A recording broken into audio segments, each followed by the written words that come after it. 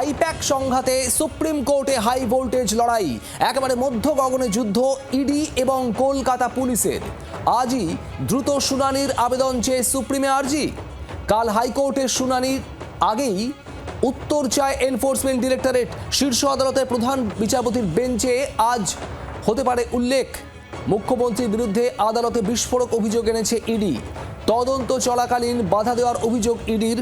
আর এবার দ্রুত শুনানির আর্জি জানানো হতে পারে। দ্রুত শুনানির আবেদন জানিয়ে সুপ্রিম কোর্টে আর্জি জানাবে এনফোর্সমেন্ট ডিরেক্টরেট। কাল হাইকোর্টের শুনানি, আর তার আগেই উত্তর চায় এনফোর্সমেন্ট ডিরেক্টরেট। একেবারে মধ্য গগনে এই আইপ্যাক সংঘাত। রাজীব চক্রবর্তী আমাদের প্রতিনিধি রয়েছেন আমাদের সঙ্গে। রাজীব, আজ দ্রুত শুনানির আর্জি জানাতে পারে ইডি, কি খবর?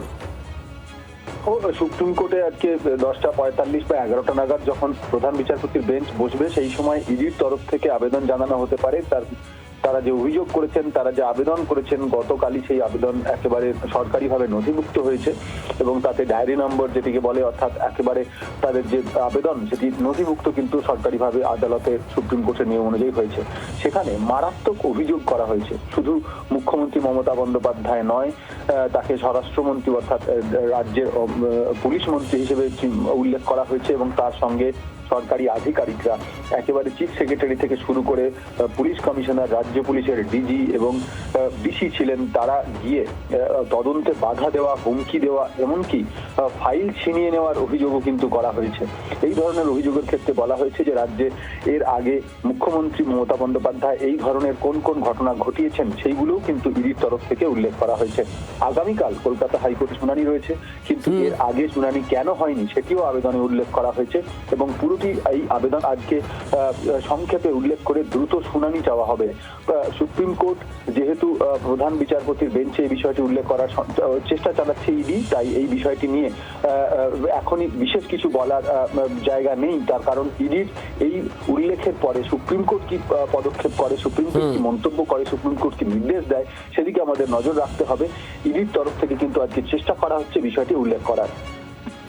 রাজীব, ধন্যবাদ। আমাদের অবশ্যই নজর থাকবে। আজ ইডির তরফে যদি দ্রুত শুনানির আবেদন করা হয়, সেক্ষেত্রে শীর্ষ আদালতের কি অবস্থান থাকে।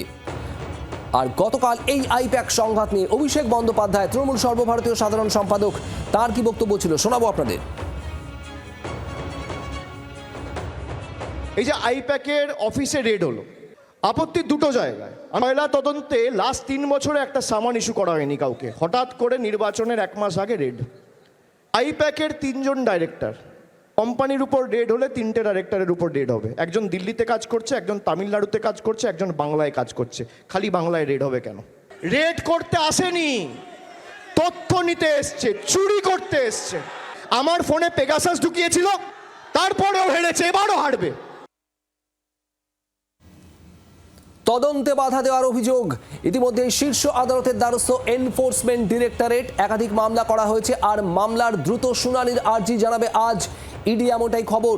আর কিছুক্ষণের মধ্যেই শীর্ষ আদালতে প্রধান বিচারপতির বেঞ্চের কাছে ইডির তরফে এই গোটা বিষয়ে দ্রুত শুনানির আর্জি জানানো হবে। সব মিলিয়ে আইপ্যাক সংঘাতে সুপ্রিম কোর্টে হাই ভোল্টেজ লড়াই। আর এই নিয়ে বিজেপির বক্তব্য আপনাদের শোনাবো। বিজেপির রাজ্য সভাপতি শ্রমিক ভট্টাচার্য কি বলেছেন গতকাল।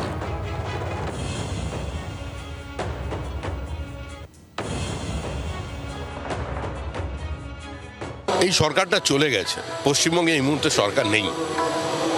যে সরকারের মুখ্যমন্ত্রী সরকারি কর্মচারীদের উপর আক্রমণ করেন, তাও আবার পুলিশ আধিকারিকদের সঙ্গে নিয়ে ফাইল ছিনতাই করেন এবং সেই ফাইল আবার পুলিশ নিয়ে গিয়ে আরেকটা গাড়িতে রাখে, আর মুহূর্তের মধ্যে গাড়ির নাম্বার প্লেট বদলে যায়। তো সেখানে আর যাই হোক, কোনো সরকার নেই, সরকার নেই, বিশ্বাস করুন, সরকার চলে গেছে, সময়ের অপেক্ষা। আইপ্যাক সংঘাত একেবারে তুঙ্গে। আজ শীর্ষ আদালতের দিকে সব পক্ষের নজর। আর এরই মধ্যে কংগ্রেস নেতা অধীর রঞ্জন চৌধুরীর প্রতিক্রিয়া শোনাবো আপনাদের। আইপ্যাক যারা পশ্চিমবঙ্গের নির্বাচন শুধু নয়, তারা রাজনৈতিক দলের শুধু এজেন্সি নয়, তারা এই বাংলার সরকারটাকেও পিছন থেকে চালায়। এই বাংলার পার্টি যেমন আইপ্যাক চালায়, এই বাংলার সরকারকেও আইপ্যাক চালায়। তাই তারা কতটা কোথায় কি করেছে না করেছে সবাই আমরা দেখতে চাই, জানতে চাই, কিন্তু হাওয়াবাজি যেন না হয়। সব মিলিয়ে সংঘাত একেবারে চরমে। কলকাতা পুলিশ এবং রাজ্যের বিরুদ্ধে আদালতের দ্বারস্থ প্রথমে হাইকোর্ট, তারপর শীর্ষ আদালতের দ্বারস্থ এনফোর্সমেন্ট ডিরেক্টরেট। আগামীকাল হাইকোর্টে মামলার শুনানি রয়েছে, আর তার আগেই শীর্ষ আদালতে দ্রুত শুনানির আর্জি জানাতে পারে এনফোর্সমেন্ট ডিরেক্টরেট আজই।